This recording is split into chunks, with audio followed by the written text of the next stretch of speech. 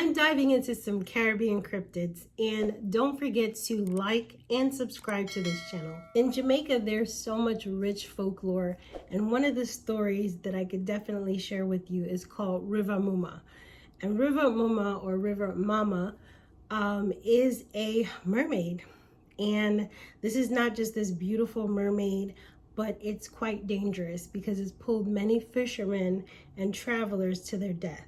It is also said in Jamaican folklore that all of her victims that she drowned turned into fish. Now, the stories of mermaids and the Caribbean go hand in hand. Many pirates have noted that they're maidens, naked maidens with human tops and fish bottoms out there swimming in the ocean and enchanting them. So pirates, travelers, discoverers have supposedly seen mermaids out in the ocean. In Jamaica, River Mumma is associated with a story called River Mumma and the Golden Table. Now, this golden table is solid gold and it is a treasure. So a lot of men who are greedy and want this particular treasure, they're easily lured in by her because they want to be able to possess this object. Also, this being is not tranquil, it is evil and it has evil intent, especially against men. So River Mumma is this mermaid and it is spiny and scary and dangerous. However, it appears as this beautiful maiden with long dark hair, and she's seen combing her hair amongst the tides or sitting on a rock near water. So besides luring men to their deaths, she's generally seen in fresh water. And there's a particular spot in Jamaica, shown here, of where onlookers have seen this type of creature. Besides freshwater, there's been sightings in open ocean. Fishermen who've gone way out to sea to fish have seen this particular cryptid. I was born in Jamaica, but I didn't get a chance to grow up and live there. However, since my parents are Jamaican and most of my family, I was definitely immersed in the culture and I learned a lot about folklore. In Jamaican folklore, there's a legendary creature known as the River Mumma, a type of mermaid said to live in the rivers and streams of the island nation. The River Mumma is a well-known figure in Jamaican culture and is often featured in stories, songs, and other forms of traditional expression. The River Mumma is described as a beautiful woman with long hair and a fish's tail, similar to the other mermaid legends around the world. However, she is said to have a more aggressive and mischievous nature than her counterparts in other cultures. According to the folklore, the River Mumma enjoys luring unsuspecting travelers, particularly men, into the water with her beauty and charm. Once in the water, the River Mumma is said to use her powers to drag her victims to their deaths or otherwise torment and torture them. In some versions of the story, she is portrayed as a vengeful spirit seeking revenge for past wrongs, while in others, she's simply a mischievous creature who enjoys playing pranks on humans. Despite her fearsome reputation, the River Mumma is also said to possess healing powers, particularly related to fertility and childbirth. Women who are struggling to conceive or experiencing difficult pregnancies may seek out River Mumma for help, leaving offerings of food and other gifts by the water's edge in hopes of winning her favor.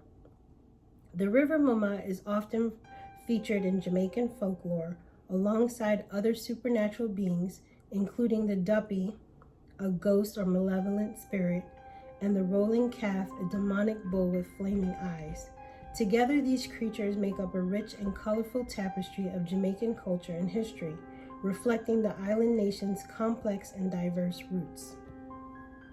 In modern times, the River Mumma remains a beloved and enduring figure in Jamaican folklore, celebrated in music, art, and other forms of cultural expression.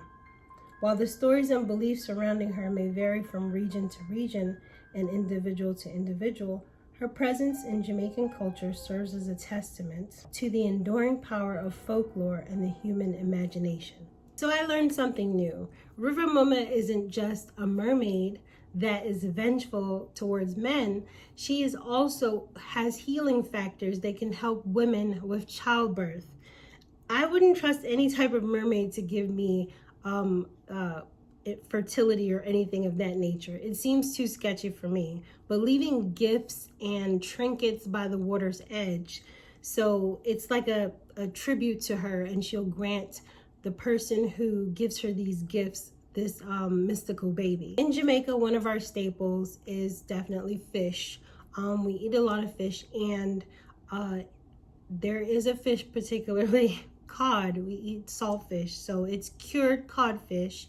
And I remember when I was younger, I saw the tail. It was in a market somewhere, and the tail was curly, just like seen here. And it kind of freaked me out because I was like, oh my gosh, it kind of looks like a mermaid tail. And I remember my cousin specifically coming up to me and saying, you never see the heads of those fish. You know why?